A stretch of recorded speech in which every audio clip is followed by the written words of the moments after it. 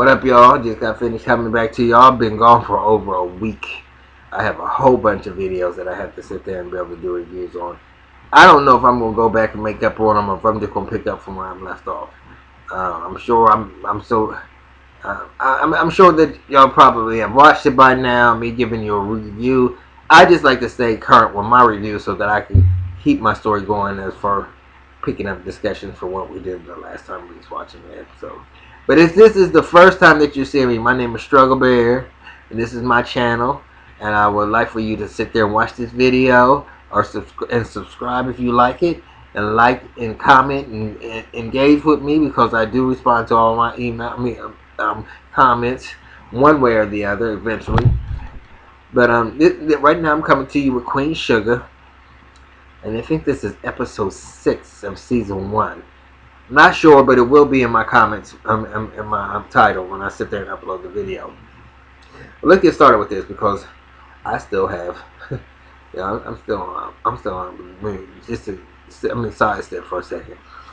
I got 2 interviews later on this week. I'm trying to get back on my grind. I'm not here.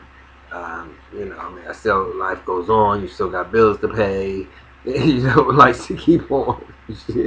And I'm in the city, so it's not cheap here in the city, because I'm actually in the city, so it's not cheap. And so, but I'm glad I'm back. So anyway, let's get started with this review. Y'all, I love Queen Sugar. I do. I love the characters. I love how opposite they are. I didn't like how this would end it, but let's go ahead and get started with it. Last week, Charlie found out that Davis not only was this prostitute, that he hired a prostitute, that him and this bitch was regulars for years. This motherfucking bitch was talking about how we been over together through all these years and been sitting there, like she thought she was like the second wife, his on the road bitch that he would have come. For years. So she didn't realize how deep it really was. That woman actually had feelings for Davis. That's the reason why she wanted to do this in front of Davis. And I knew that from Jump Street, when she said she wanted to sit there and say it in front of Davis, that she wanted to meet with him. I knew there was more to their relationship than that, but I already know it. So anyway, Charlie's done. So she crawled up in a ball. And Advice then comes past their tour. This is going to be another quick review for y'all, because like I said, I got a whole bunch of things going on in my head right now, and I'm sorry if it's like taking me somewhere else right now. But so Vi comes in, Charlie, you alright? You alright? She said, yeah. She said, well, how's Micah? She said, how's Micah feel about the thing? She said, well, I don't want him to know, and we're going to leave it like that. She said, well, he's a man, girl. You're going to have to sit there and discuss this. This is his father. You don't think that he has the right to be able to sit there and understand what's actually going on? He ain't no little boy no more. And so Charlie's giving that bitch, I don't give a motherfucking what you motherfucking saying, old woman. I ain't trying to hear. Well, I'm getting ready. Hollywood's coming home today, so I'm going to go get my toes done. I said, bitch, you going to go get your toes done, bitch? That you so hyped for motherfucking goddamn Hollywood, you gonna come home so when he licked your motherfucking toe. And I love me some Vi and Hollywood. I do. I love their whole aspect of them. I believe Hollywood loves her to death. I do, even though he has his faults, but I believe he loves her to death, and I know she loves him. And when you sit there and hear her talk about him or even think about it, you see that sparkle in her eyes. I don't know if we're going to see that anymore, but anyway. So she goes out, Charlie eventually gets up and goes out, and Micah's sitting underneath the tree, and he's like, why didn't Dad come back with you? And she was like, he said, he did it, didn't he? He raped her, didn't he? She said, no, he didn't rape her. So what did he do? Well, there's just certain things that you just don't understand. And Micah, I get Micah. But Mama, you ain't going to keep on thinking that you're going to shield me from something. And I'm not going to sit there and want to know. I'm not. You're not gonna do that. So anyway, she eventually tells him he didn't rape her. That he'd been paying for her, or at least or prostitutes, at least her, for the last several years. So Mike is like, oh, I hate him. I don't ever want to see him again. Well, that's sad. You know, I mean, Mike is going through whatever he's going through, and I can't fault him right now because he had his world upside down. But when you live that, when all you know is that perfect life, you don't know nothing about the hard times or what he's going through right now because you have always been sheltered from that. That's what I'm saying. When I moved to DC, I know people in Springfield, Ohio, that's never been outside of Springfield, Ohio. I know people that have never been outside of Ohio. I've come to DC, and yeah, I'm gonna tell y'all, my life has not been easy. But would I take any of that back? Because I would rather have the experiences that I had to make me who I am. So I do know. I can talk about a subject and know what I'm talking about and not be fantasy or what I think it is or what that life is about. Because I know what that life is. Now, am I proud about some of the things I've done? No, I'm not. No, I'm not. But I'm also not ashamed of them either. Because that was then. That was back then. And this is now. So, I mean, but Micah is at that age where he doesn't understand none of this. And he knows his life is being turned upside down. And this is going to be his first lesson in his life of where things don't go your motherfucking way. And he will get past this. But that's that. Now on the mic, what is it? Ralph Angel. Ralph Angel is really trying to do the right thing, y'all. He really is. I mean, his probation officer comes to the house, and you know he's playing with Blue, and he's a great dad. I mean, he really is a very good father to Blue, and I like me some Blue, and Blue was asking about Mama and whatever, but I like their whole concept too. But the probation officer is trying to come in talking about trying to bring up the job thing, trying to be real slick about that to see if Ralph Angel knew anything about that, and he gonna sit there and tell me, look. He said, well, Ralph Angel got his own room? Because he was, interacting with with Blue. The probation officer was interacting with Blue a little bit. And so he said, so Ralph Angel was like, Blue, come on, you got to go brush your teeth. And so he said, okay, get ready for you to go over to Aunt Vi's. And so he said, okay. And so he said, he said, does he have his own room? He said, yeah, it's a big one too. He got a lot of toys to play with. He said, well, he ain't staying here, is he? He said, well, where else is he going to live? He said, Ralph Angel. He got to live with his guardian, his legal guardian, and that's your aunt. He's like, but if I was only keeping him while I was in, now I'm out right now. He said, no. She has legal guardianship for a year. She has 3 or 4 more months on it. She said, so if you want him to be able to stay here, you're going to have her sign over her legal right back to you. So he said, okay, I'll do that. He said, well, now we need to talk about the job. You got to have a job. He said, well, I got that covered. I'm going to be working here at the farm full time. He said, Raphael, you won't. Now, see, this is the crazy part. He going to say, you're going to need a job with 40 hours a week, paying minimum wage, plus benefits. Bitch. First of all, I mean, let's it's 2016, and let's keep a motherfucking real on this. 2016, you make a minimum wage. If you pay to have your benefits, how expensive benefits from no job that have minimum wage, you ain't gonna have no fucking check. So you ain't gonna get no fucking insurance because you're gonna need your whole entire check. So I don't know how any type of probation would have to say that somebody has to have a job with benefits. I mean, if that's the case, I do not know. But I mean, I would just think that a 40-hour a week job would be suffice. But to say that you got to have one with benefits, what type of benefits are you talking about? Is it just health benefits? Is there something with vacation and 401k? What benefits are you motherfucking talking about when you say benefits? So, but we're gonna leave that right there.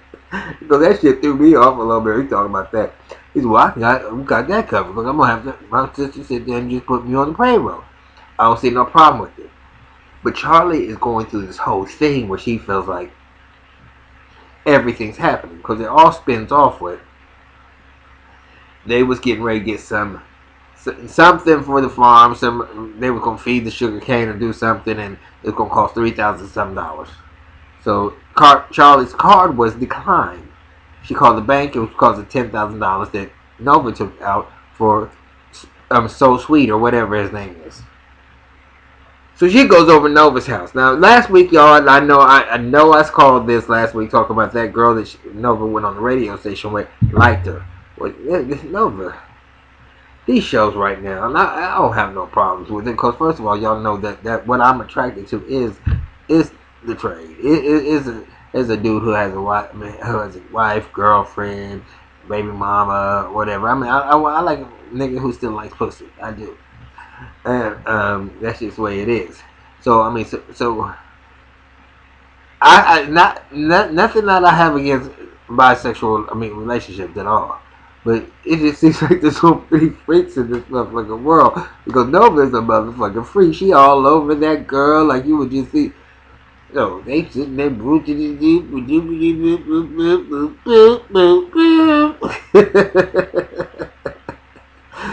So once Charlie finds out, she races over in Ralph Angel's truck. Get out. And so she slammed the door. So Nova and the girl in the backyard going through her little weed garden that she got going on, and they sitting there smoking a joint. And, I like this type of weed. And then they heard that door close. She said, hold on, wait a minute. She said, she came around front. She said, Charlie, what's wrong?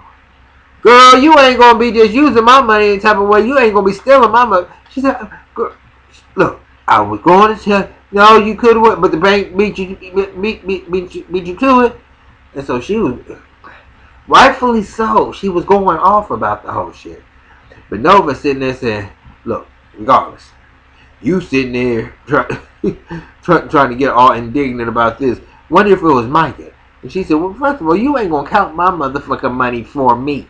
Okay? And Micah and Too Sweet is too. I mean, that ain't even nobody who's concerned to me. Okay? And she said, because she brought up something, but you going to pay $3 million for some trifling ass, what's the name? Well, then, violation number one. When you messing with somebody who ain't out, you don't come around the fucking corner when they sit there and tell you, hold on. And come, that's all I wish I would. If a nigga told me, hold on, Ken, don't move. And they go out there because they talking to the to their baby mama. And I come around the corner, is there a problem? Bitch. You know what, bitch? I don't give a fuck if you're a girl or not. You came out there looking slinky. Trying to look at her. And next time before you start calling somebody a trifling ass, check yourself, bitch. Check yourself. So she just drove on off. So, not too much more to this episode, y'all. Okay, Remy and Charlie are getting closer. I am gonna sit there and say that. Y'all need to see how they interact or whatever. He's letting her. I mean, she getting upset and he's trying to calm her down a couple of times. And so, talk about, I'm sorry that things are not going the way that you want to, but don't let nobody steal your joy. But she still, throughout the whole episode, is feeling like everybody's coming at her for money. I mean, because Ralph Angel came at her and she jumped down his throat about him wanting some money. She's like, well, you called on and you're going to get that out at the end of the month. He said, no, I need this for my probation officer. She's just, in her head, she's not giving anybody a chance at all, period. Because she just thinks everybody's coming at her for money. So Remy kind of calms her down from that. And even Vi had to check her on that. And Ralph Angel, I'm going to wrap this video up, and I'm leaving a whole bunch out of this thing. Not anything important, but I'm going to get to the real important part of the whole thing. Hollywood comes home. Him Him and Vi do their blue, blue, blue, blue, blue. Like I said, I love them being together. But when Ralph Angel tried to talk to Vi about giving up, giving him back the legal guardianship of Blue, she's like, no, not over my dead body. He said, what? Well, I'm his father. She said, look, it wasn't even a week ago that I had to get rid of them cell phones out in the garage. He said, but you got rid of them. She said, well, I wonder if I didn't. What would happen? If anything, if you was to sit there and ever get into a situation again, who would? If I'm not the legal guardian, they're gonna give the child back to Darla, which is his baby mama. And we already know we don't want that. The cops don't know nothing about Hollywood having to get her out of the gutter where she was performing on a trick, and Blue was right next to her. I mean, come on now. I mean, no, they don't know about that. And I won't let them have an opportunity. So I'm going to keep my guardianship of Blue until I know that you motherfucking ready. If you don't understand that, Ralph Angel, then I think he kind of halfway understood. Because he's not like you talk to Ralph Angel, you let him know where you're coming from, and just don't dismiss him. He hears you. But Ralph Angel's trying to make so much happen so fast, and I know how that is, Ralph Angel. Because right now I'm trying to make so much happen so fast that when things go awry, we ain't caught. You see, but that's my thing. I've been taught to know if something doesn't go right, I'm not going to lose all my traction. I'm just going to have to come back and say, okay, I got to go this way, or I got to go that way. But I know how to be able to maneuver a little bit better. And my mind is always clicking. But Ralph Angel doesn't have that. He's not the smartest cookie in the jar. He's not. He's not the brightest star in the motherfucking goddamn sky. He's not. But he's willing to want to learn. But this is the whole thing, Hollywood. Hollywood getting on Micah about, straightening up his attitude. Micah had to check him. Look, I hear you in the motherfucking house talking to whoever you talking to, so you want to talk about being a man, and that my aunt loves you, and so you need to sit there and man up and do what you supposed to be doing. What you talking about?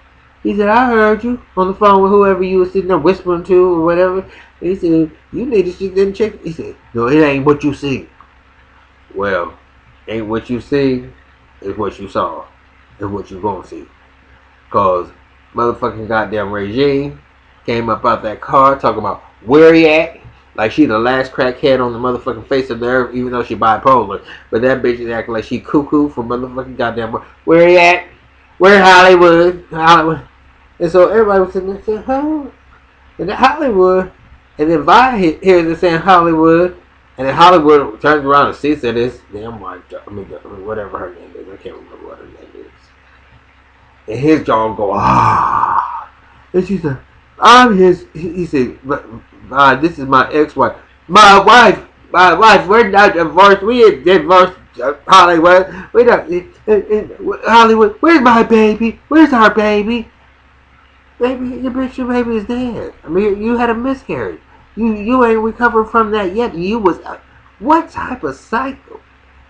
I mean, I guess when you're on your meds, but what makes you go off of your meds?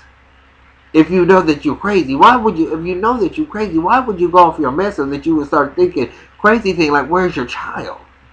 I mean, if you're take your meds every day, and why would a hospital let you go if you're not going to be dependable on taking your meds every day? So Vi is, I felt for Vi because everything that Hollywood has been telling her, and everything that they have been doing has been a lie. Everybody, a lie. And I just don't get it. I just don't get it at all. It's been a lie. Anyway, tonight is Tuesday. I don't know what I'm going to do tonight. It's going to be, 11 years wrong. I'm going to come back with that one. Oh, I'm so sad. Wrong. Alright, y'all. I'm up out of here. This is Queen Sugar. I'm going to give you the episode when I come back. I'm sorry I did not give y'all the most thorough review this week, but like I said, I'm just getting back in there. I got all these 3 different shows going into my head. If I missed something, let me know. Um, and that's basically it. Because I have no notes. I'm not doing notes right now. I'm not doing any of that. So if you like me, subscribe. And if you like the videos, hit like. Peace out.